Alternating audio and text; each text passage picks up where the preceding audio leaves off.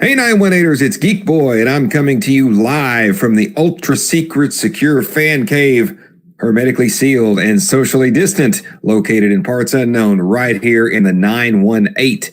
And I want to welcome everyone to this, our latest episode of This Fantastic Week, which is a live program where we discuss all the biggest fandom news stories from around the web, of course, as you can guess, from the past week. Before we go any further, I want to thank everyone who's tuned in tonight. We thank all of you who are either watching us live or time shifted. We realize that there are a lot of options out there for you to burn some of your screen time on, and when you choose us, it truly means a lot, and we really do appreciate it. As always, if you enjoy what we do, if you dig our content, please leave a like. Feel free to share our video and comment during the broadcast or even later. We do try to check those and get back and respond if they're warranted. And if you're so inclined, please jump over to our YouTube page and like and subscribe to it as well. We are really making a push to do that. We've gone from 19 subscribers to 20. So we are doing That's right. And well, you got to also bring up where we at. We are over the 500 mark on Facebook. I think we're 503, right? No, 506 last time I checked. 506. Boom, baby. That's right. That's right. 510 is just around the corner. And for those of you that are hearing that voice, regular viewers, you know what time it is. I'm going to bring in the man who will be sharing the screen with me tonight. He's my co-host, but most importantly, he's been my friend for over 30 years. He is the grandmaster of the gigabyte, the B-boy of bandwidth. Nay, he is your Microsoft Mac daddy. That's right, folks. Here he is, the one, the only, the IT geek. Hello, sir. Hello, man. I tell you right now, the only reason I do this is just for those introductions right there, man. I mean, I don't know where you come up with that stuff every week. And like I said, I feel bad when I don't do anything for you, but you know what? Keep it coming. I'm loving it. I keep feeding the love to you, man. But no, I just going to echo exactly what you said. I mean, I can't believe we're at 506 followers. I mean, it's amazing. I mean, when we started this, almost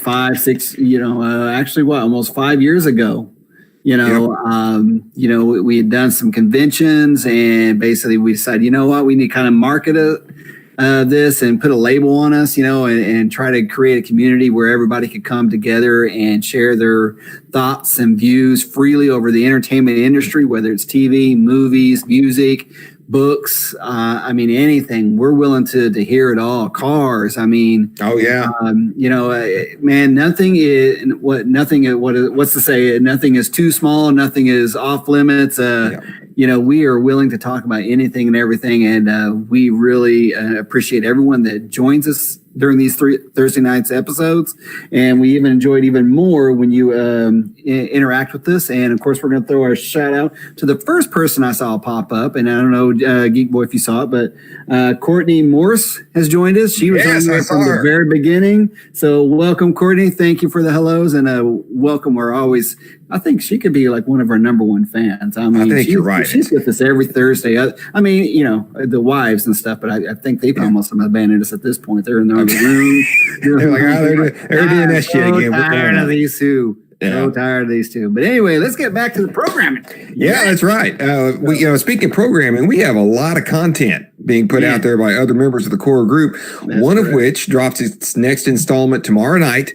That's right, folks. It's the brainchild of Mr. Narwhal. I'm talking about none other than Firefly Friday. Man, that's a great series. Great series. Absolutely, but both the series and what he's doing with it. Essentially, he's, for those of you who haven't tuned in yet, Fanboys 918, courtesy of the Northern Command Post, is essentially running the entire 13-episode run of Firefly in the correct viewing order, as I've said, which puts us ahead of the Fox network already. And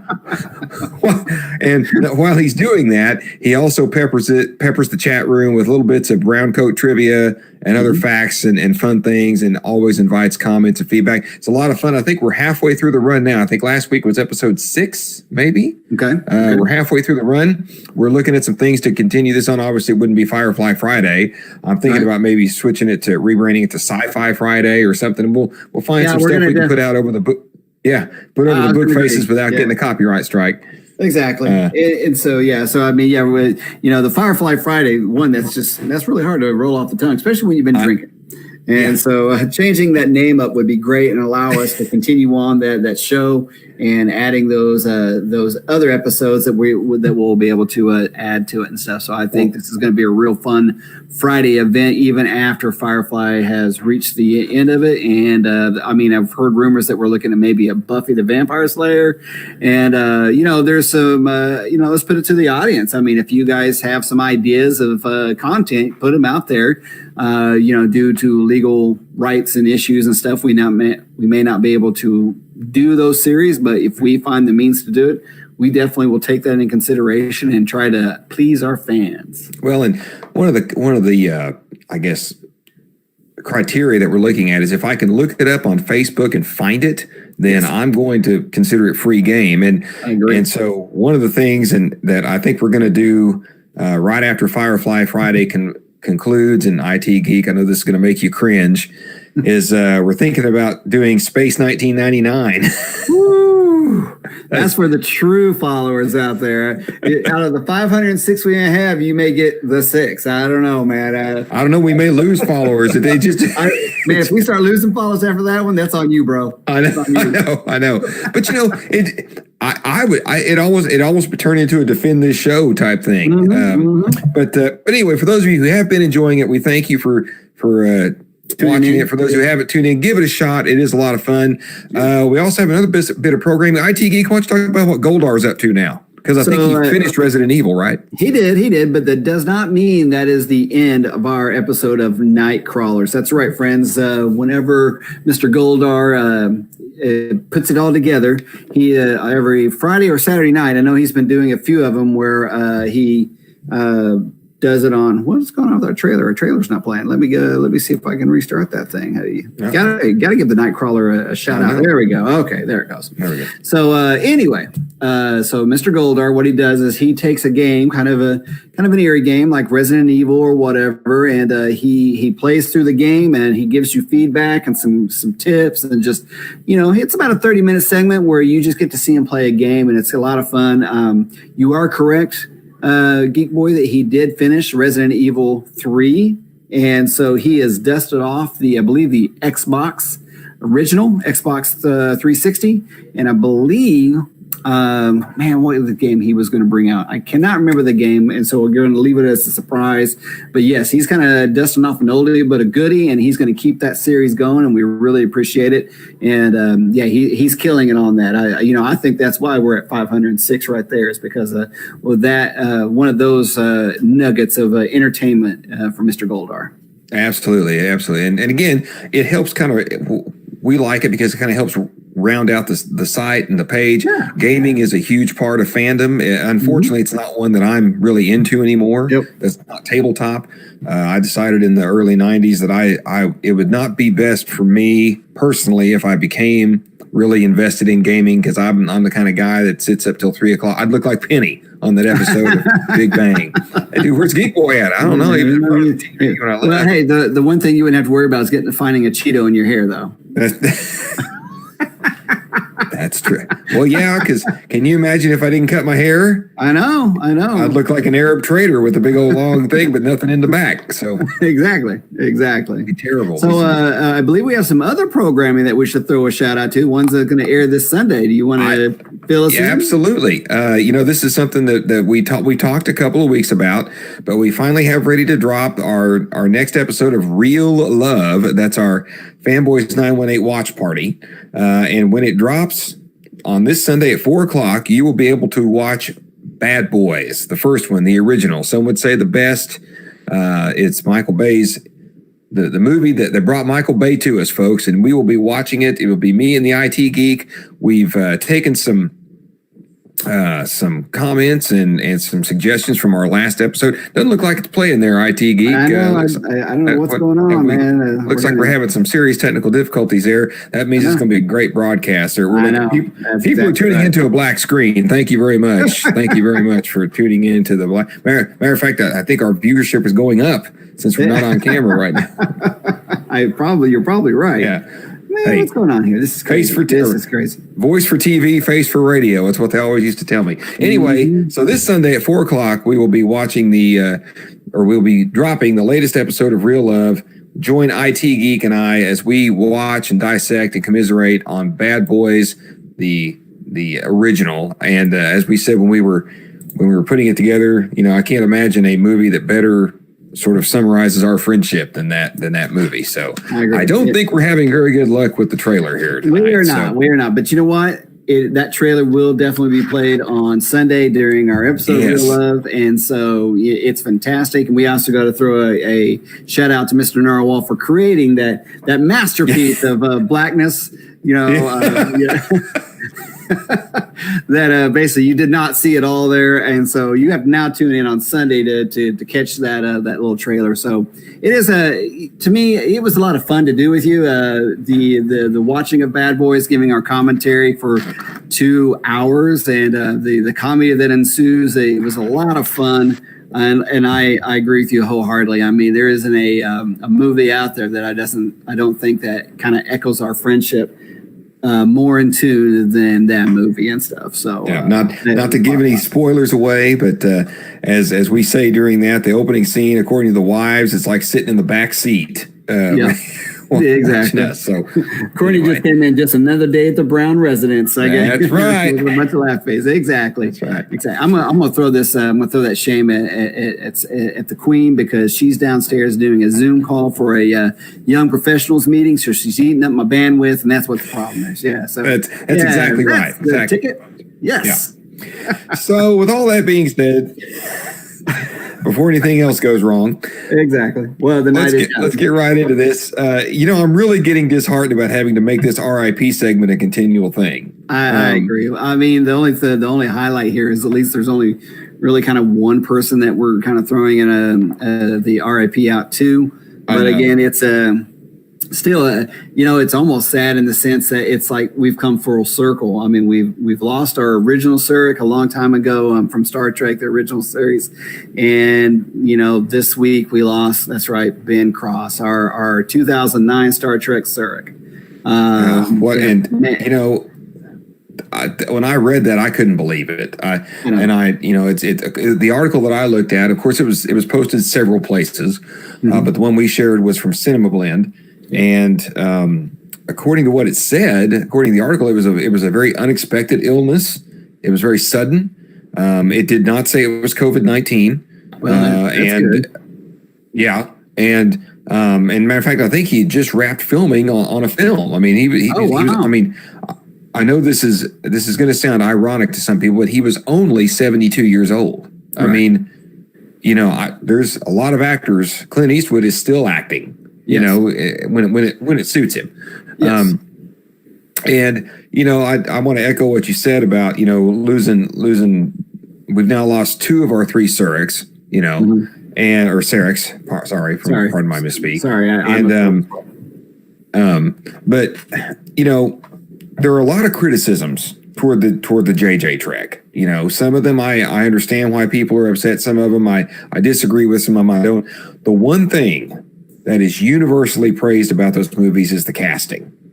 Oh, I agree. The casting of the core characters. Mm-hmm. And for especially any one of the actors of the main group, we always felt for the main group because they had to pick up these iconic roles and run with them. Ben Cross did the same thing, and he did it phenomenally. Exactly. I exactly agree with you. I mean, and actually to kind of change the dynamic between the father and son in the role, he had to play in everything. I think, it was it's supposed to be a relationship that he really had no basis to kind of draw from in the past Star Trek series and stuff.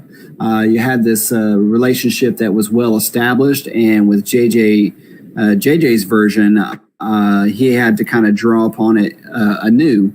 And I really kind of saw that relationship and what they were trying to do with it, and I really enjoyed it and stuff. So, he did a phenomenal job of really kind of making that role his own. And that's been one of my sort of disappointments with the James Frain version of the character on Discovery, not the James Frain, the actor. I don't think the writers quite understand Sarek, the people that are writing for the character on Discovery. They just don't. they make him very sort of underhanded. He was never that way. He was the noble Vulcan, you know. Right. And I think Ben Cross carried that off impeccably well. And, you know, something else I got to thinking of, you know, I believe the first original series actor that we lost was James Doohan. Or was it DeForest Kelly? I can't remember if it was James Doohan. It was DeForest Kelly. Okay. It was DeForest Kelly. But having said that, one of the prominent actors. Yes. Of the original core group, or what we would consider a one of the iconic characters. Correct. And I was thinking about that as we were putting these notes together, or I was putting the notes together tonight. And, you know, when we lost DeForest Kelly, it had been after all 3 series, the animated series, and all 6 movies. I mean, basically, the original first episode of Next Generation. Remember, he was in that? Yes. Yes, you're exactly right. And so he basically, when we lost him, that crew had essentially, for all intents and purposes, been retired, for lack of a better term. Fans of New Trek, or the Kelvin timeline, or JJ Trek, or whatever people want to call it, this isn't about that. We'll get into that later. But think about this. They've had to deal with the heartache of losing 2 members of their cast since 2009. That we lost Anton Yeltsin. Yep. And now we've lost Ben Cross. And my heart really goes out to the folks that was their gateway into Trek. Yes. You know, that they've seen those folks pass from the earth. Both of which are gone too soon, in my opinion. Right. I agree. Not to try to even make this more dark as it is, but, you know, they had the fortunate opportunity to actually perform with Leonard Nimoy before his passing. Yes. You know, and so when you say they lost 2, you know, in my mind, they actually lost 3, because Nimoy brought he was that bridge into the 2009 JJ Star Trek that allowed that kind of like that marriage of the old and new, and getting that opportunity to play those roles and perform alongside the Spock Prime, if you will, and I don't know, just kind of have that tunnel into time of what Star Trek was when it first began, what it's become, and where it will go. Seeing his passing, and then, you know, Ben Cross's and Anton and everything like that. Yeah, it's a hard road, and it has been. And you know, that's a good point. I mean, I didn't even think about it that way, but yes, you're right. I mean, the Leonard Nimoy Spock, or Spock Prime, as you put it, he legitimized that first movie. I mean, to the point that the actors or the directors and the writers said, if Leonard Nimoy would have said no, we didn't have a plan B. We didn't know what we were going to do. Right. Yep. I agree. So again, our prayers and warmest sympathies to the family and friends of Ben Cross, and we appreciate what little time we got with him through our screen time with him, and we appreciate everything he gave us. And but before we move on, I don't want to shortchange his other roles. I mean, he most prominently, we know him because of Sarek, because we're Star Trek nuts. But he's been acting since the 70s. But like a lot of the British actors that we admire, like Ian Holm, who we honored a few weeks ago, he came to my attention through Chariots of Fire. There were a lot of these well-respected British actors that we now consider staples that were in that film, and you don't even think about it till you go back and look at it. But Chariots of Fire brought him and a lot of these other British actors into our consciousness. Plus, he was the new Barnabas Collins on the Dark Shadows remake that came out in I want to say the late 80s, early 90s. So again, not to ape what the IT Geek has so eloquently said, but our thoughts and our condolences go to his family and his close circle of friends. Yeah. So, with that, maybe I should have lined this up a little different. We were going to go into one topic, but it's kind of dark as well. And so, how do we want to maybe move that one and go to the next segment, or do we just want to jump straight into it? Nah, you know what? I'll move it. I'll jump down. I'll jump down to the next topic, which is has a lot more enthusiasm about it, because the topic we were going to go into does not have a lot of enthusiasm. No. I'm talking about the CSI revival.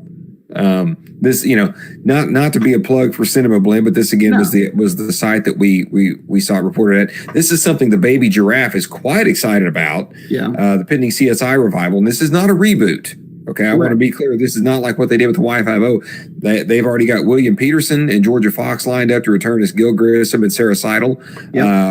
And so they're trying that now.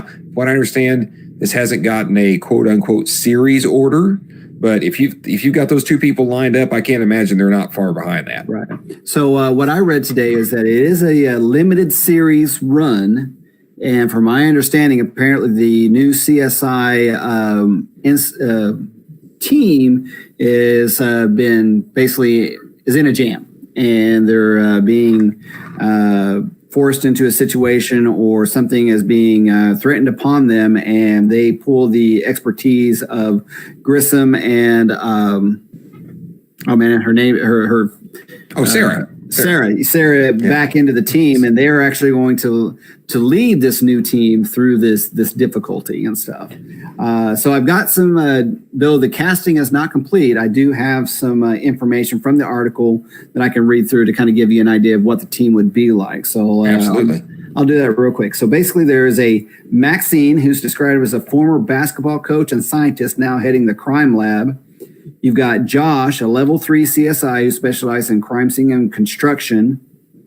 Allie, a highly intelligent immigrant with a bright personality. Chris is described as a private school kid and a level 2 CSI. And Hugo is the head medical examiner for the Vegas team who enjoys working in the morgue a bit too much. So apparently he's a little dark and stuff. And this is actually something a little different, is that instead of it just being CSI criminal scene investigations, they're actually going to title it CSI Las Vegas. So yes, I saw that. So it kind of marries what they did with CSI New York, CSI Miami, and kind of, putting that staple in there and everything. So I would say, with this, it's pretty interesting. But the one thing I'm disappointed about, and maybe you are too there, Mr. Geek Boy, is the lack of Hellingsburg coming back. I mean, you took the words out of my mouth. That was my main bullet point. My gripe. Catherine, where's Catherine? Exactly. How could you have a CSI revival without Catherine? I mean, her father was a mob was like a mob guy in Vegas. I mean, she is Vegas. And how do you bring this show back without her in it? I mean, I don't understand. I don't know. And I remember when she left the show, she went on. She took a promotion.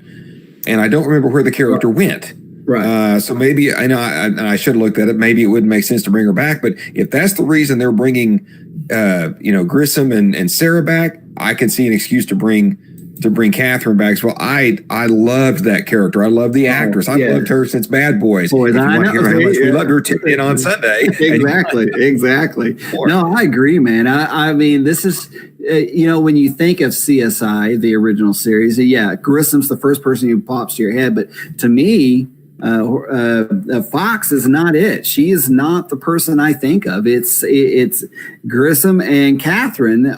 Their dynamic between the two of them was tangible. I mean, you felt this chemistry on the screen, and it wasn't what was kind of cool about it. It wasn't a sexual chemistry. It was a team chemistry. It was a equal level playing field type chemistry, a mentor and a mentee. I mean, I would have to say that between, I don't know if I don't want to speak for the Queen, but for me, CSI actually is probably one of the first shows that really got me hooked on like CSI dramas, like criminal dramas, like the Elementaries and CSI and other type of crime scene investigations and stuff like that. So NCIS, is another one that pops into my head that I enjoy and stuff. So again, not to bring Catherine back, I don't know. Well, and who's to say that still maybe is in negotiations when we haven't heard anything.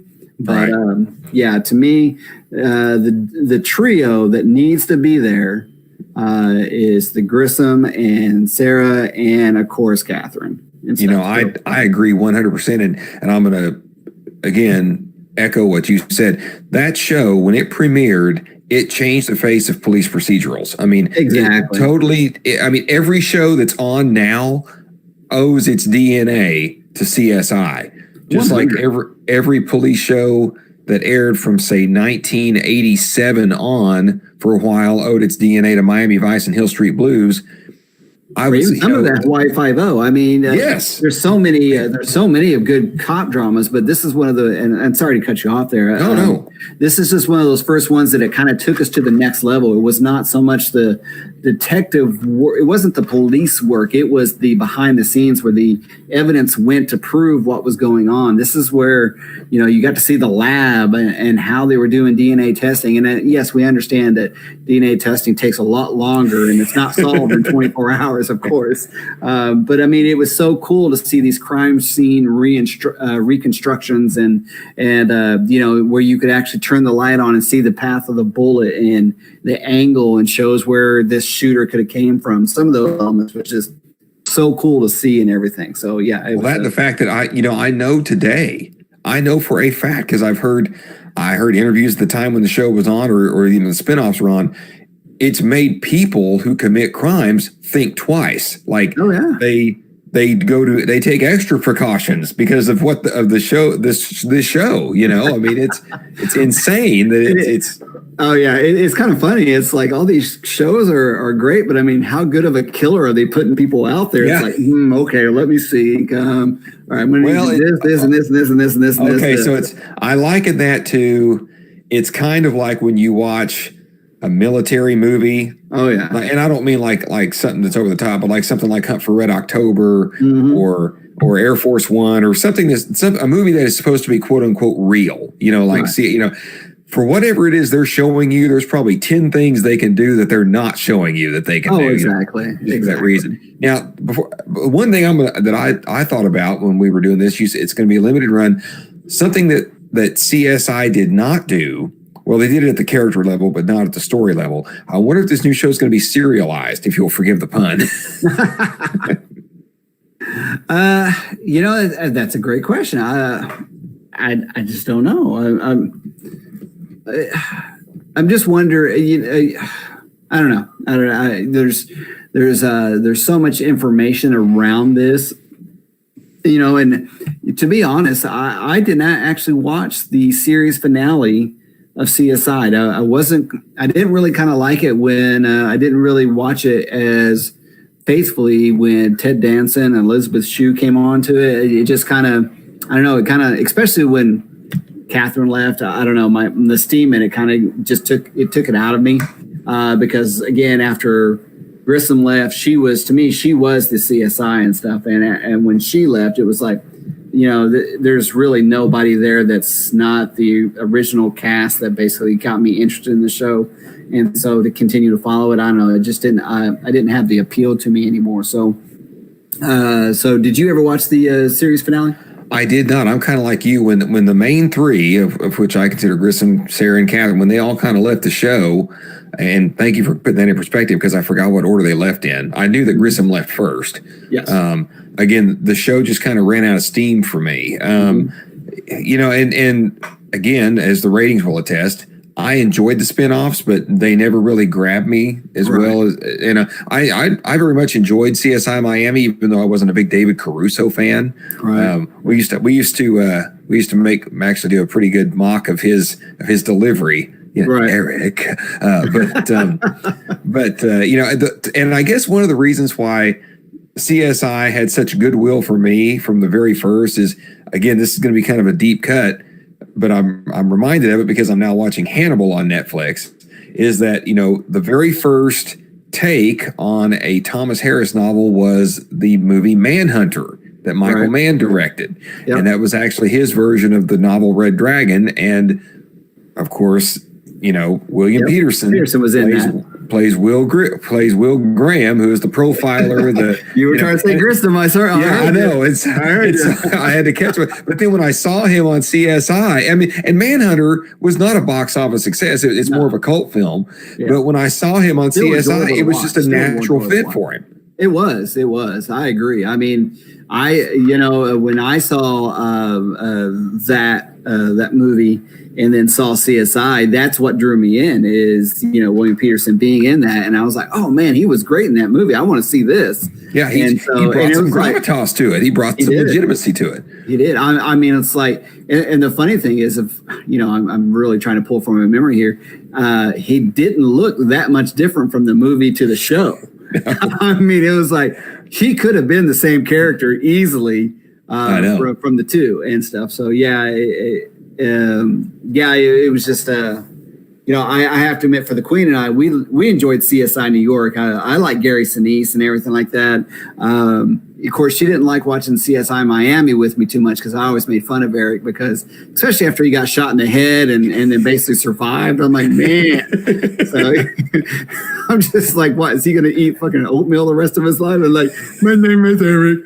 And she's like, shut up. I love that guy. So of course, anytime we watch him, it's like, if we get shot in the head, I just imitate that and just kind of slump to the side and everything. It just, she hates it. She hates it. So, so yeah, so I wasn't a big fan of the CSI Miami one. Well, I mean, and the funny thing is, because he would all, just like Grissom, he would always have something snarky to say at the end of the teaser right before the credits, bust on. But he would always put his sunglasses on, and I swear to God, and if by some miracle David Caruso sees this, I'm sorry, but it's almost like at times he was aping Shatner. It's like his delivery was just, we're going to do that, Eric. Yes. It's like, dude, let Shatner do Shatner. You do you. I know. Yeah, I agree. And unfortunately, welcome to our CSI discussion tonight, folks. Exactly. It's funny. I mean, Caruso was on that Hill Street Blues for the longest time and did great, and then he tried to jump into movies, and that did not go well for him at all. So, yeah, his welcome back to TV, I'm quite sure he was trying to give it all 110% there, because he was like, I'm bleeding. I need some money. Caruso needs to get paid. That's right. Hey, Jason Barker's in the chat with us tonight. Hey, what's up, Jason? Mr. Sprout. Sprout's in his house. Matter of fact, he joined at just the right time, because I'm going to change topics to something that I know is going to get his hackles up. Something that, as enthused as everybody is about the oh my God, who's this sexy mofo on my screen? Obviously, I was speaking. You wish. Yeah. Well, so something that was not met with the excitement that the CSI revival is met with is apparently, again, according to Slash Film, it looks like Morgan Creek Entertainment has set into motion plans to reboot The Exorcist. Yeah. A movie that they swore just several years ago, of one of the films they swore they would never remake. But hey, the Benjamins are coming to calling, baby. That's right, baby. I mean, you throwing out the money, here comes the honey.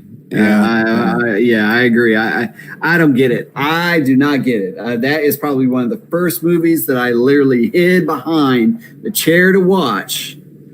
And the fact that they think that, I mean, I don't even know. I mean, come on.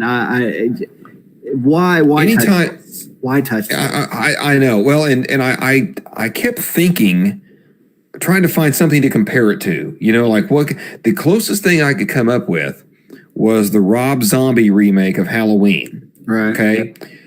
That movie did well at the box office. It was financially successful, but it has not aged as well as the original. I mean, and none of the quote unquote in canon Halloween sequels, none of them, as much as I loved H2, I did like H2O.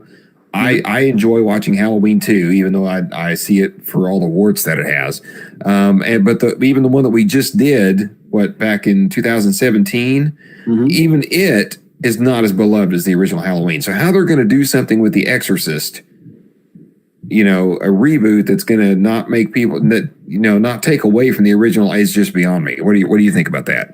Well, I got to put Sprout just chimed in. Is this where I leave the chat? I hope not, because I don't want to. I'd love to see your comments, Sprout. Yeah, come on in. I mean, speaking of comments, so Ronald Brown, who is one of our great followers, he put a great comment on this story, which was, The Exorcist is one of the scariest movies ever made. What are they going to do? Make it less scary? I agree. I mean, I've thrown some images up here, and I'm telling you right now, Linda Blair being possessed scared the living crap out of me. I mean, the pea soup vomit, the head turning around. I mean, I guess maybe to today's kids and stuff, it maybe is not as convincing as it was for us back then and everything. But I mean, man, this looked real. I mean, to put it in perspective for the younger people watching or tuning in, This was our version of the jump scares, the cut cinematography where the ghost seems to run up on you real quick. I mean, this was all that stuff. None of that stuff existed then. Yes, well, I mean, and then even imagine the language coming out of her mouth toward the priest. I mean, her age and everything like that. It was just. So Barker Sprout just came in. I mean, there are like 10 untouchable films, no reboots, no remakes, no modern updates. That was my quote. And so, my bad. Sorry about that, Sprout. Dang, Geek Boy, you can't get it straight. Well, but hey, I was so enthused about him saying I was handsome. I know. You started combing your hair. Yeah, but now I did enjoy what I saw, but now and again, the Blues Man would be the expert on this, but I did enjoy the little bit I saw of the Exorcist television series. Yes. To be honest, I never actually watched the Exorcist TV. I mean, it looked good, and I heard great things about it, but I just never got around to watching it and stuff. So. Sprout said, honestly, this movie didn't scare me as much as other folks. Right. I was a Halloween guy, not an Exorcist guy. I like The Exorcist. And it did scare the crap out of me, but Halloween was always scarier to me. Halloween and Alien were the two. Oh, yeah. Now, see, this one, and then I would think the one that scared me the most was the Omen. Damien. Oh my God! Yeah, the Omen. That kid. But anyway, not to go too off topic from our Exorcists and stuff like that. I just don't think this needs to be done. I agree. I agree with Sprout wholeheartedly. There are a handful of movies that you should just never touch. And to me, like the Exorcist one, to me, Casablanca is another one. If you want an oldie, that's just one you should never even touch. There's always going to be the ones that are kind of like true to everyone's personal heart and love of the movie and stuff that they feel don't need to be touched. But yeah, I mean, I'm quite sure everybody has a top 10 that they don't feel ever need to be touched, and they probably may cross paths, but they won't be the same top 10 across the board. So, right. Well, I totally agree. I mean, I was fine with them doing a TV series. It was kind of fun that way. I thought, and it got great reviews. To me, I don't even know why it didn't continue. Because I always heard great things about it. It seemed to be doing well, but I don't know why it didn't get renewed. If anyone's listening, chime in. Let us know if you know. I think it was just ratings. I think after a while, Fox gave it 2 years, and I think after that second year, they just decided that it wasn't catching on, and so they pulled the plug. Hopefully, again, having not watched a lot of it, I hope for the fans they gave them enough notice to at least craft a final episode. Right. And I said this, gosh, a year and a half ago when we did an entire podcast on reboots and reimaginings and things like that. To me, I think, what justifies a remake is when the original movie is not. There's two things: when the original movie is not embedded in everyone's consciousness, like Cape Fear, right, or if the original movie doesn't work anymore. If for whatever reason, the original movie, just because of technology, because of where if the original movie doesn't work anymore, then I think a remake or a reboot might be in the cards. Right. But, like, for example, one of the reasons, again, another movie that did well when it opened, but is not highly regarded now, was Tim Burton's Charlie and the Chocolate Factory. Right. I mean, I've never seen it because I refuse. You're not going to turn Willy Wonka from Gene Wilder's day, who in my opinion was a Time Lord in hiding, into a almost pedophile the way Johnny Depp played him. I mean, yeah. Man, I've watched that movie, and I watched it once and like swore I'd never watch this again, and I'm gonna give it one more chance, and I was like, nope, I was correct the first time. That to me was blasphemy of that. There's just no way that movie needed to be remade of any sorts, no matter what they were trying to do. And so, I agree with you wholeheartedly. Exorcist, I believe, is one of the ones that should be an untouchable. Sprout came back with a comment saying that the only thing they could do to reboot this is to make it more graphic. That's it. And to me, I mean, Yeah, graphic, but I mean, if you think about the movie and stuff, the main story all happens in this one bedroom, and I don't know what more they could do to make it more graphic. That I would hate to see them go too overboard. And this is where I get kind of, when I've talked about this in our past casts, is that I'm more the one that if you, about the horror genre is like, I don't need all the extra blood, extra vomit, extra gore. Get me on the edge of my seat, give me the jump scares and, and the surprises, the gore and the over graphic and everything like that just kind of is like, this isn't interesting. They're just trying to gross me out. And that's not my type of horror genre. Well, and for people that are younger than us, they probably don't remember this, but for me, the sight of blood in a movie, since Stanley Kubrick filled a hallway with blood in The Shining, It kind of numbs you to blood, Exactly. So Sprout brought up another good point. I guess referring to when a remake is okay. So I said, if the original movie doesn't work anymore, or if the original movie is not, part of our consciousness. He also said if the original movie retconned its source material or novel. I would agree with that. Yeah, I would absolutely agree with that. Yeah, I would say that a lot. As we're going to hopefully find out when Denis Villeneuve's Dune hits us in 2020. I know. Hopefully we'll find that out. And yes, Mr. Barker, both of my hands are below camera, so use your own imagination. Anyway, so I think we're going to move this starting to deteriorate. So I'm going to move on to something that you stumbled onto on the IMDb. Yes, and there's not a lot of details about it, but it got me pretty excited about it. And this all kind of seems to stem from our, one of our prizes that we gave away at the last live convention we got to go to and actually participate in, and one of the movie, one of the documentaries we actually went and saw in the theaters, and basically it was Deep Space Nine, What We Left Behind, and how that a lot of the actors got to give their 2 cents and comments about and where they want to take it. Well, it appears that apparently someone was listening, and so we are now getting a DS9 4-part series called Alone Together, a DS9 companion. And it is out. Have you watched any of it? I've not.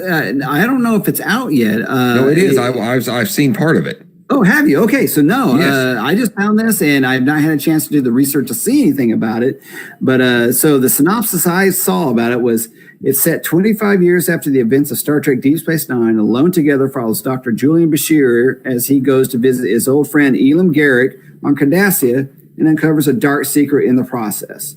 I mean, they've got Alexander Siddig that's already signed for it. Andrew Robinson, Sirach Lofton, who was Jake Sisko, Armin Shimmerman, who, everyone knows who that is, Quark, and then even Nana Visitor is going to be on it. So, I mean, this is phenomenal. And the fact that you saw, I'm going to turn it over to you. I mean, I didn't know there was actually anything out about it. So, I was researching. I'm like, because I saw we were going to do this. Like, what is this? And I don't even know how I stumbled onto it. But it's essentially a fan script that is being read by the actors that you listed, and they're doing it Zoom format. So, there's split screens and whatnot.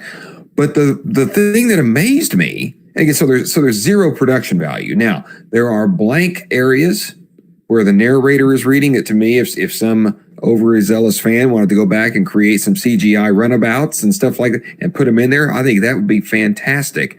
Oh, wow. Very cool. But anyway, so they're just reading this script. I only watched about 10, 12 minutes of it because I had to get other things going. But it's amazing to me. And again, no makeup. They're just reading in their homes. But it's amazing to me when you're just listening to it, how fast these actors fall back into their roles. Oh, wow. Especially listening to the banter between Julian and Garrick. Oh, yeah. Oh, my God. Andrew Robinson. I mean, you just say Garrick and he just, bam. Pops into it, yeah. He pops into it. I mean, there's one point where I don't remember the whole conversation, but Bashir says something effective. "Oh, Garrick, we're not going to keep secrets from me, or we're not keeping secrets, are we?" And Garrick says, "Oh, doctor, the old lies already starting up again," or something. It just so eloquent, just so typically Garrick, Yeah. And Sprout just came in. Is DS9 fan fiction? So, well, apparently this one is. So yeah. I mean, I kind of hope. I didn't realize this would be. Is just kind of a script table read or a fan fiction something like that. Yeah. Mm-hmm. Man, I was really hoping something like this would be like into a production value, especially when I found it through a posting on Facebook. Then I went and validated. It's actually it's on IMDb. So I mean, to see that this is IMDb worthy, if you will. I would love to see someone take an interest in this and actually fully develop this into an actual 4-part series to actually view. And I mean, Netflix, man, CBS, all whoever can buy this. I mean, I think you've got a gold nugget waiting out there, ready to be veined. And then we've talked about this in past casts, is that DS9 kind of had a slow start when they started to air, but man, by the time they wrapped everything up, it was an awesome show. Yeah, and Sprout says so it could be a new form of the old radio serials. Absolutely, yes. I wholeheartedly agree. And matter of fact, two things: one Star Trek related, one Star Wars related. If anyone has a chance, because I believe they're out on YouTube now, to listen to the old Star Wars radio dramas, they are amazing. They are fantastic. It's a long listen, though. It is a very it is. But they expand on parts of the script that were hinted at. There's so many, and none of it contradicts anything we've already seen in the existing trilogy. It's just all these things like why did Luke need to go to Tosche Station to pick up some power converters? Because he crashed his Skyhopper, basically following the course that Anakin flew through, ended up later years past in The Phantom Menace. So no, it's a fantastic listen to. The other thing that I would like, when I was listening to it, I kept thinking of how they did the fictitious season 8 of Deep Space Nine in What We Left Behind. Yep. Folks, I got to say, that documentary is worth watching just for that alone. Wholeheartedly, I agree. I mean, that thing is phenomenal. I would rather have that than any of the Star Trek we have on now. Unfortunately, we've lost Eisman, so we won't have the character of Nog, or at least not played by him anyway. Right, which is unfortunate. So I do agree with you that if they were to buy this, that they have. You said they were sitting on a lump of gold. Unfortunately, most new Trek today turns out to be fool's gold,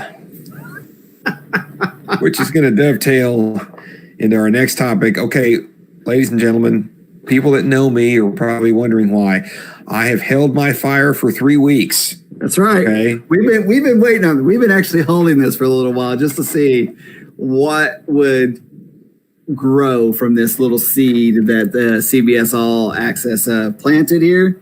And I think, we'll let the Geek Boy give its introduction. And what are we about to talk about there? We are about to talk about this thing called Star Trek Lower Decks. And as I said, I've held my fire for 3 weeks, mainly because, as a lot of people know, it's not uncommon for the pilot to not be the strongest episode of a show. I mean, if you look at, and the pilot a lot of times does it, even though it's supposed to, it's the thing that sells it to the network. It's not necessarily representative of what the show is. I mean, if you look at the pilot of Next Generation, if you look at the pilot of the Orville in particular, there's a lot of shows of Babylon 5. I mean, some pilots never even, if you even want to go through all the way back, The Cage. Yeah. I mean, where it all started. Yeah. So I was giving it a chance to see what the following weeks brought, and it just seems to me, I first of all, I can't hold my fire any longer. I got to get this off my chest. It just seems like modern Star Trek, and I've said this before, is just not too concerned with the OG fans anymore. I mean, this show is so off base from what Trek is, it just really makes me want to throw my hands up. I mean, I can't even get mad. I don't know what to do. I have gotten mad watching this show, but I got mad watching Discovery, and I get mad watching Picard too. I mean, so first let's talk about what I do like. I love the look. Okay, specifically the environments, the ships, the tech, the uniforms. I mean, this is all quite obviously classic Trek, or, well, of course, when we were younger, classic Trek used to mean the original series. Rather, the Star Trek, the canonized Star Trek universe that was established from 1966 to 2005 when Enterprise went off the air. Okay, that's what I'm talking about. It's obviously from the design of the ships, from the looks of the rooms and the tech. It obviously is in that sandbox, which for me is a huge plus. I know some people. I want to say Eli just jumped in the room, so we wanted to welcome Eli real quick. Hey Eli, how you doing, man? I'm glad you are here. I'm getting ready to eviscerate Star Trek Lower Decks. I'll defend it. In somewhat. Well, okay. The animation that I've heard a lot of people complain. It's fine. I mean, for what the show is, it is fine. I mean, a lot of people they're bitching about the Rick and Morty style animation. You know, I mean, what do you expect? That's not really my thing, you know, but it's fine for what the show is. I would personally rather have seen them gone the Archer route, but that's just my personal taste. That's a good point. And honestly, I love the concept. I love the idea. I think there's a great show to be made that focuses on the lower deck officers aboard a second tier ship in Starfleet that doesn't always get the big grandiose assignments. Mm-hmm. You know, I think that could be a really neat path to explore the Trek universe. It could be really funny and entertaining. Matter of fact, I think there's a show out there that does that really well called The Orville, if you're interested. But it's not animated. That's not animated. That's true. You know, so if you want to make an animated Star Trek comedy, this show fails in two of those three, which is it's not Star Trek, and worst of all, it's not freaking funny, in my opinion.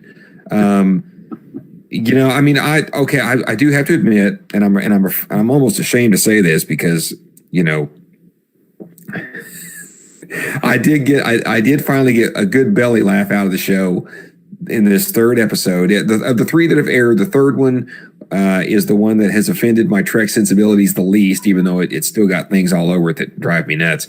But there's an opening teaser that, you know, it's very almost kind of like The Office or something, but it really does. The punchline of it, well, and I think that's what this show's lacking is there's a premise, a setup, and a punchline. And this show just seems to be more worried about just firing punchlines out there, you know, willy-nilly, and whatever sticks. This actually has a concept, it sets it up, and it pays it off. And that's why I laughed. You know, that's why I thought it was funny. The Orville understands this. They do it all the time. But the biggest failing of this show for me, and I think I may have said this before when they were first talking about it, humor in Star Trek works best when it is situational. Okay, a piece of the action, trouble with tribbles, menage a trois, even if you want to look ahead to the next generation. It's not Starfleet characters doing slapstick. It is our noble Starfleet officers stuck in a situation that is just so ridiculous they have no idea what to do with themselves. You know, piece of the action, the humor. I mean, we're talking big stakes here. This is a society that has crafted itself around a book that an Earth person left behind, you know, that's, you know, a book about the gangsters has become this planet's Bible. And now Kirk and Spock, who are 23rd century Starfleet officers, now have to, you know, Kirk has to learn how to drive a car. Spock has to wear a gangster suit and talk slang. You know, that's the humor. It's not because they're stupid. It's because you're watching them. It kind of like Star Trek 4. You know, the humor comes from these very capable people trying to adapt in this fish out of water type situation. Trouble with Tribbles is another one to me that, you know, the humor comes from the fact that the stakes are very low. I mean, you know, this is not, if we don't stop this thing, it's going to destroy this planet. No, if this situation doesn't get worked out, Kirk's going to lose his job. You know, I mean, that's the biggest thing. But again, the situation is funny, and it's their reaction to the situation. It's not our guys doing pratfalls and you know, just being very immature. I mean, this is, like I said, it's a lot of punchlines one after another that aren't very funny, and it has all the characters, both the lower decks and the command staff, behaving in very horrible, un-Starfleet, unnoble ways. I mean, apparently all the command staff were douchebags, and all the male not a douchebag. Huh? Security chief's not a douchebag. Well, okay. That's very passionate, I would say. Yes, I would agree with that. But I'm thinking of the specific, hey, who ever thought second contact would be great? That's right, dude. They're all a bunch of dude bros, Right.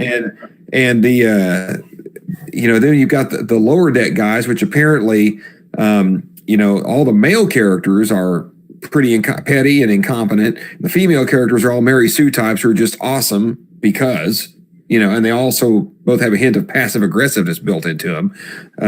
In the second episode, this Orion chick, I said chick, it basically guilts the engineer into quitting his job so he can go on a date with her. And it's so passive aggressive. I'm like, are you kidding me? Really? And I don't know. I'm really offended by how all of modern Trek has chosen to portray Starfleet as just kind of this sort of, incompetent douchebag type of service. They're trying to layer our sensibilities, or even what people think are sensibilities, because it's obvious to me, even though I've not served, I'm the only person in my circle that hasn't served. Obvious to me that no one who's writing these current versions of Trek has ever served in the military, especially with our main character, who should basically all her episodes should take place in the brig, because that's where she should be. And the third episode, the captain has the crew doing stuff just because her ego got bruised and she's being petty. And I guarantee you the Queen has management book after management book that would basically disavow everything she did in that episode. I don't know. I'm going to stop and let you chime in for a little bit. Oh, okay. I was like, man, I was looking at this. I was like, man, if you guys did not understand, the Geek Boy is very passionate about the series. And not in a good way. The passion that is not in a good way. So, and I did remind, I tried to attempt to remind Geek Boy, this could be, as he so eloquently put in the past, the gateway drug for new fans into Star Trek. And so, I see in my personal opinion, I see what they're trying to do. They're trying to get those Rick and Morty fans into the environment, into the world of Star Trek. And then when you throw in like the Miles O'Brien, the Picard, the Kirk, all these little nuggets of like, well, who are they talking about? It feeds an interest into like, well, okay, let me go back and watch Picard. Let me go watch Next Generation. Let me go watch the movies. All right. So let me go back and watch the original animated series because this is animated. What's the difference?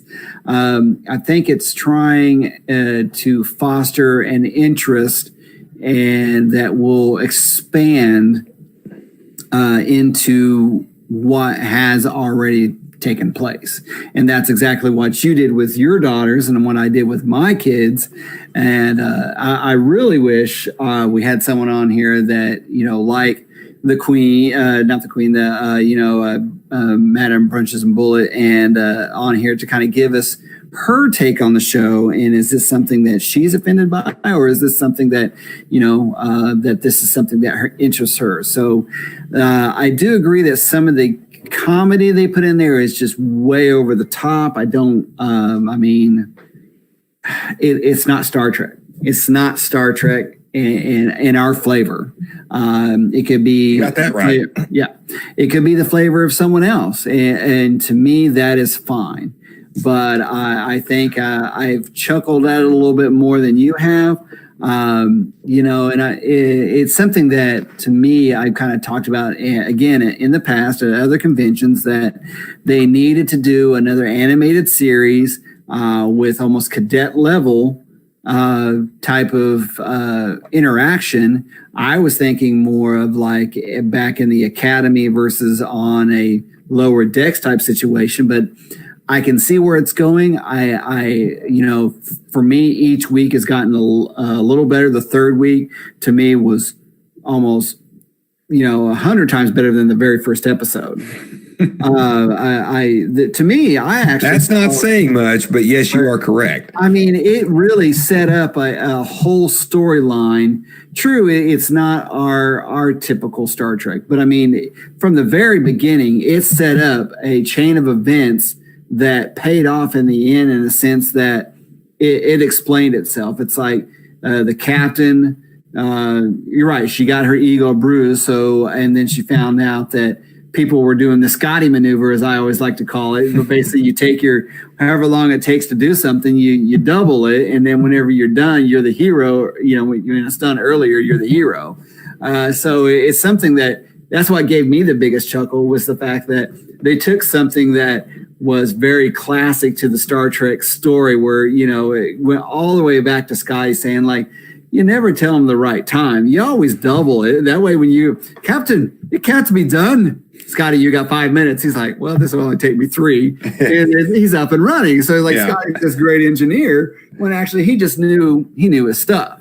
Yeah. And to kind of jump on that real quick, that to me, that admission right there, between Kirk asking him in one of the movies, do you always multiply your repair estimates by a factor of 4? And then later on, when he actually gets to meet Geordi, and he's like, I told the captain I'd get this to him in an hour. And he leans forward, how long will it really take? And Geordi's like, an hour. I mean, to me, that was a great compare and contrast of their two characters. And to me, it shows kind of how, to me, it kind of showed how humanity's changed in the 75 years since the original series. These people, I wouldn't stick them on Archer's Enterprise with a freaking potato gun. But go ahead. I'm sorry. I'm just like that. Well, what was his name? Boromir? I mean, dude, he's efficient as all hell. I mean, they're giving him timetables and stuff, and he's knocking that stuff like, yeah, but he's also portrayed in a very unlikable manner. He is to be the butt of all jokes. He is, and he's really the epitome of what a Starfleet officer should be. I mean, I agree. He will be the captain, but he will be the captain that needs the mariner. He will need that contrast, and I think it kind of goes back to every type of captain and first officer relationship that we've seen in the show. You've got to have that counterbalance. You've got to have your Spock to your Kirk. You've got to have your Riker to Picard. You got to have your Chakotay to Janeway. And Boromir and Mariner, they are the complete opposites. But I tell you right now, if you were to put them in a command situation after they get past this growing phase, I could see this. I could see those two characters being on a ship together, actually doing really well. And so when I say that, I also put in the thought process so that these episodes I watch, dude, I'm telling you right now, these have been role-playing games that you've ran and the group has actually sat around and performed in. I mean, you can't tell me that I have not sit across from you and done some crazy ass crap, or Laura, the Wonder Midge, or Jay the Blues Man, or the or Turtle Gal, or even Brunches. We've all like, you know what, I'm gonna do that. And you're like, no, man, why? You can just literally see you doing the face palm, going like, I can't believe this. I mean, I'm telling you right now, if they ever have that Cation doctor walk across the deck in some plaid pants to go in to hit golf balls, I'm going to stop playing Star Trek, the role-playing game, just because the fact that I know our houses are now bugged. Because this is the type of things that I could see us doing in a game. And again, that's what kind of brings me a little joy to this. So I'm going to step down now and say that I'm enjoying it, as long as I'm not taking it too seriously. I'm trying to take this as this could be the new gateway drug into Star Trek for so many people, and just trying to enjoy the ride as we can. Well, and that's very well said, and that's a very well reasoned. I guess I don't want to say argument. It's a very well reasoned defense of the show, I guess, or whatever you want to call it. I mean, you don't have to defend it. You like it, and that's why. Right. And that's something that I want to say before we go any further. Anyone out there who likes it, man, keep liking it. Don't let anybody take that away from you just because I don't. Right. It's not my thing. There's a lot of new Trek that isn't my thing. Right. So, there's a lot of where we get to express our opinions and loves or dislikes or disloves of shows. But there's no shame here. I mean, absolutely not. No, you can hate what you hate, and let's talk about it. And we're just trying to have a good time and spread that joy. Absolutely. And everything. So, and I have an acquaintance that I know who follows us, and I mean, he and I we don't like hang out together, but we're friendly and we see each other. He and his daughters, they love Star Trek Discovery and they love Picard, and they're of our age group, and so hey, and they like it, and his daughters are liking it, who are younger than my daughters. Right. So again, it's a gateway to pull them in. That's fantastic. And again, if it's cool to like stuff. Yes. I guess that's what I'm trying to say. It's always cool to like stuff, and don't let anybody shame you or take any shame, for not, if someone doesn't like what you like, I just like to think that when I don't like something, I try to at least present a well-reasoned thought as to why, I agree. Yeah. I mean, but here's the thing. You love, share it, communicate. Yeah. There's no reason to argue about anything. Oh, look, here's the Queen. Oh, there's the Queen. What up? I did not care for the pilot. Right. I mean, I actually thought the second episode was worse. I mean, really? when we're grabbing the energy being and trying to shove it into a can, and not only is the science bad, and maybe that's it. Maybe I'm taking my Star Trek too seriously, but on the other hand, I want to go back to this gateway drug thing, because I do hear what you're saying, and I totally understand what you're saying, because like you said, I've used the same example about the 09 films. Right. But my thing is, you can watch Star Trek 09, and even though it is a big action film and it's I can argue at its core it's still Star Trek. You can watch Star Trek 09 and then come home and watch Corbomite Maneuver and go, okay, I can see that. I can see where this is. You can't, if you watch 3 episodes of Lower Decks, I'm going to go start watching Star Trek, you're going to be like, what the fuck is this? It's not anything like what it's tonally different. Not totally, tonally. You're correct. Tonally, it is different. So I would kind of throw back a little bit to the other animated series that they did and everything. And though it was more tonally correct with like the original series and stuff, you have to admit that some of the original animated stuff was not totally on par with what the show was. I mean, if I remember correctly, there was a few episodes of the animated series where, you see Kirk laughing, and man, I'm really. Oh yeah, no, I know exactly what you're saying, and for every attempt they took to take advantage of the animation, because they they weren't limited by budget. Sometimes they did, if you'll forgive the pun again, a bridge too far. Like, right. I love the idea of them landing on this water planet and going underwater, but the way it was depicted was just not the best in the world. On the other hand, you had some really great sequels to original series episodes, like the Tribble sequel. You had Yesteryear, which, my God, is one of the greatest Star Trek episodes ever, animated or otherwise. Right. You had great shows like Albatross. You had great episodes. You had another Harry Mudd episode. Oh yeah, that was phenomenal. That was really good. So honestly, it's a mixed bag, much like the original show itself. I think probably 2/3 of the animated shows are better than 2/3 of the third season that we got. But again, and the animated show, on how well it holds up, it pick your poison. I think, there's some of the episodes I watch, like, wow, this is a really tight episode without all the B plot nonsense, and other things I'm going, wow, this show really is only 25 minutes, checking my watch. So, yeah, again, I think, kind of to round this out, at least my part of it out, I think that Lower Decks is just like its sister shows, Discovery and Picard, and that it has a lot of really great ideas and a lot of really great concepts, but I feel like a lot of them are kind of half-baked. And I agree with you, but to me, I see the show has progressively gotten better and better after each week, and some of the what's the word I'm looking for? The craziness of it, I believe, is getting a little bit more and more focused.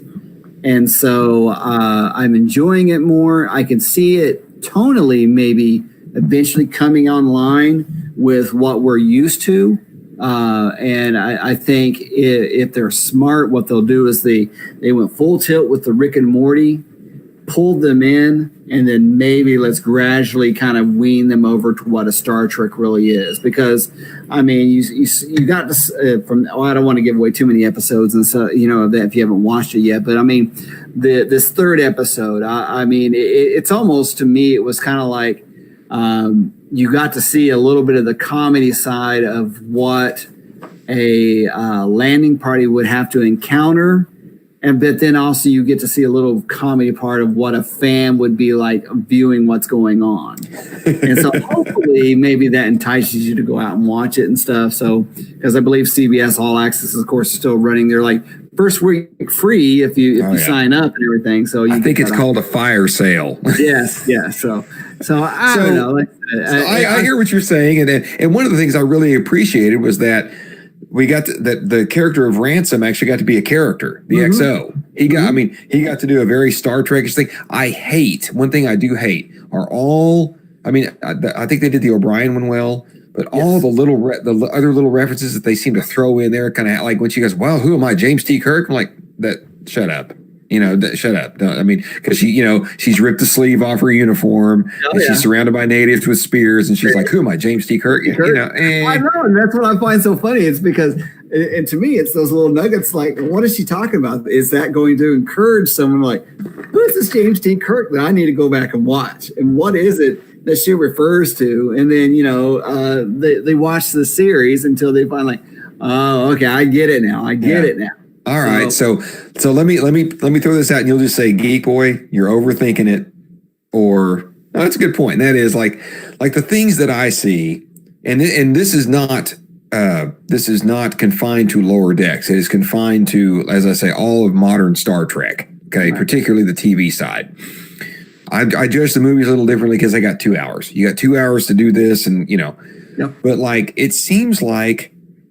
Again, all these things aren't really well thought through, like this race they're going to see that crystals are part of their culture.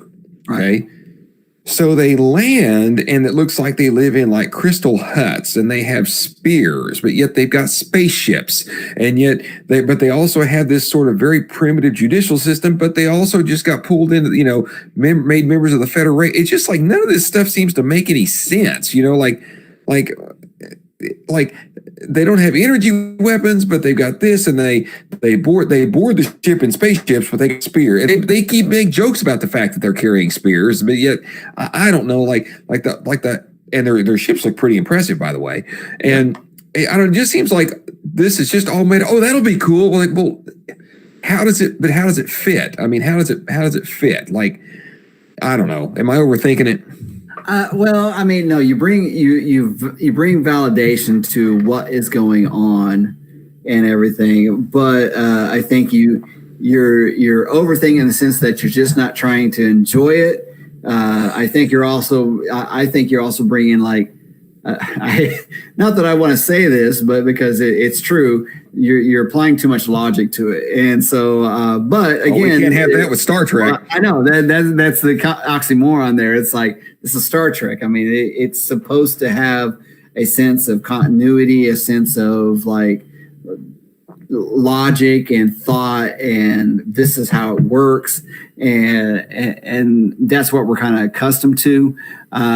You're correct. And so, of course, but, if you think about it, if you want to try to even go any deeper, if you really want to go down that rabbit hole, it's like, okay, so, I mean, then why were they trying to encourage the Bajorans to join the Federation? They really didn't have much of a value to that other than their proximity to Cardassia Prime. There you go. Basically, they were trying to do is basically the Bajorans were going to be the next outpost for what the Federation did to spy on Cardassia. So no more than what basically Vulcan did to the Andorians. Exactly. In Enterprise. So it's like, So that, if you want to go down that rabbit hole, that's all this crystal race but like, who know what the proximity was to where they needed to be, that this could have been a great outpost, or all those crystals. Yeah, they didn't find a way to make them energy weapons or whatever, but guess what? The Federation has found a way to make them very useful to whatever they're building. And so they needed that. I'll give you that. If you want to go deep, we can go deep. But, I think you need to sit back, maybe have a couple glasses of wine and just enjoy the show. And that is the episode 2 I watched after a couple glasses of tequila. And after that first teaser, I looked over at Turtle Guy and went, what the actual F? I mean, I'm like, really? We're going to shove an energy being in a can. Okay. Yeah, all right. Sure. But basically, anyway, arm wrestle Q into a submission hold and him out. yeah. Exactly. So now, because see, to me, I think a funnier show and it would be, and a more brilliant show, and it would be harder to write, would be, let's do the lower decks of the actual Enterprise D during actual episodes. See, I think that would be fun. Yeah, I agree.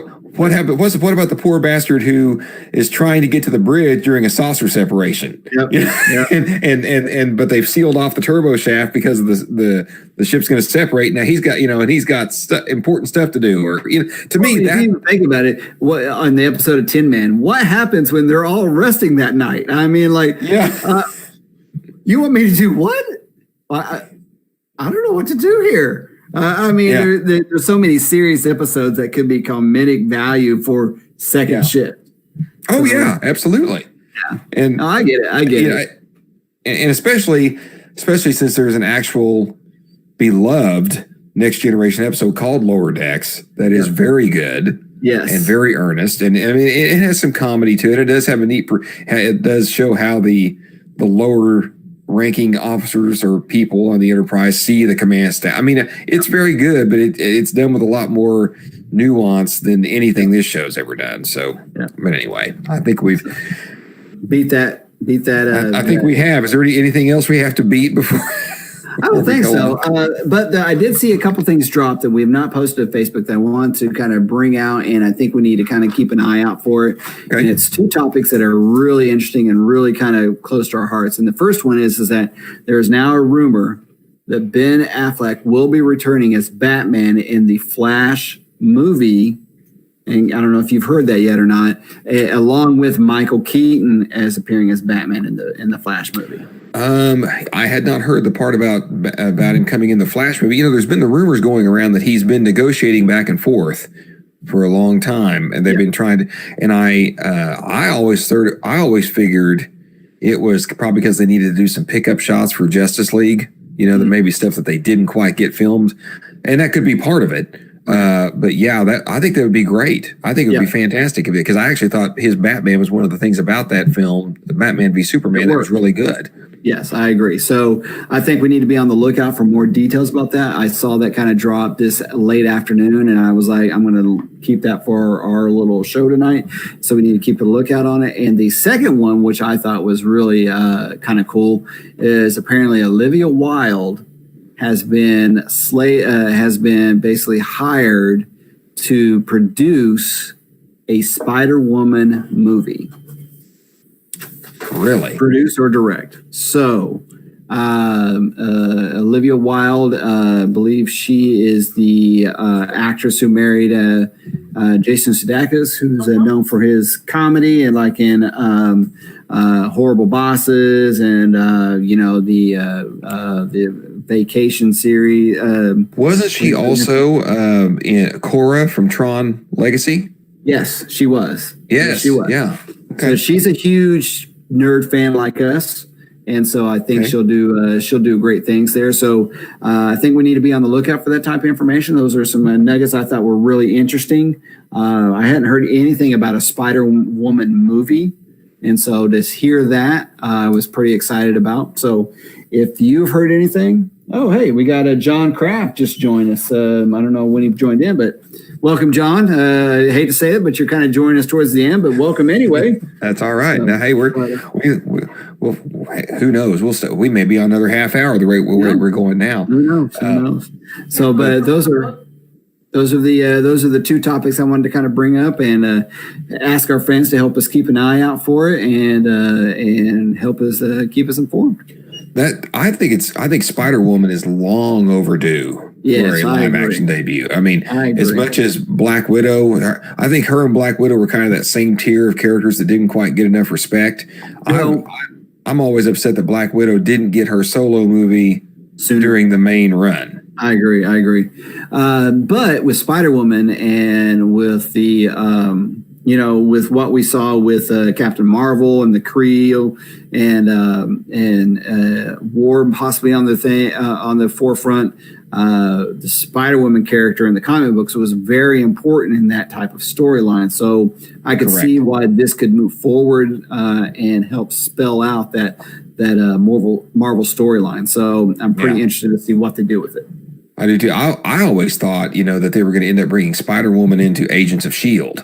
Yes, because I thought that would be a really good fit. I mean, there were several Marvel characters that don't quite fit at the time. Of course, it's the landscape of it's changed slowly, but at the time, the MCU's landscape was one thing, and there were several characters that Marvel got the rights back to that didn't quite fit in the MCU. Ghost Rider was one. Right. They used him on Agents of S.H.I.E.L.D. very effectively. I thought Blade would have been another great character to bring on to Agents of S.H.I.E.L.D. And of course Spider-Woman. I kept thinking before we found out she was Quake, that's who Daisy was going to end up being. But right. But let's see. Well, and I'm trying to think if there's anything I heard prior to going on that we didn't have covered in the note. Those are two good scoops, though. I hadn't heard either one of those. Yeah, like I said, I just saw them kind of online today, so I was like, I want to save them and see where we go from there. So okay, one last little tidbit. If all goes well, Saturday we will be filming a new episode or a new segment of Diced Up. Yes. If that all goes well, we'll have. Of course, it'll take us a little bit to get it cut and edited and whatnot, but we'll have some more content there. We've got our Real Love dropping Sunday at 4:00. Yep. We've got Mr. Goldar dropping some Nightcrawler goodness, and we have, of course, Firefly Friday. Is there anything else coming up that I'm missing? I do not think so. I think we've covered it all, and I think we've had a great episode tonight, and we really appreciate everyone that's joined us. Again, we wouldn't be doing this unless you were following us, and the fact that there's 506 of you out there, we really appreciate you following us on Facebook. And again, as we always say, if you like us on Facebook, you can always jump over to our YouTube page and follow us there as well. We try to make sure everything we do on Facebook is actually on YouTube as well, and we hope to grow that even further. But other than that, I think we're good to go. That's it. And for the IT Geek, I am Geekboy signing off. And I am the you already said me, didn't you? Yeah, you said you. I've had some drinks, so I wasn't paying attention. That's okay. Hey, usually it's the other way around. Usually I'm calling you. I know that's why I was like, did you just say IT Geek or Geekboy? I can't remember. Anyway, all right, yes. As you were saying, we are signing off now. Say good night, Gracie. Good night, Gracie.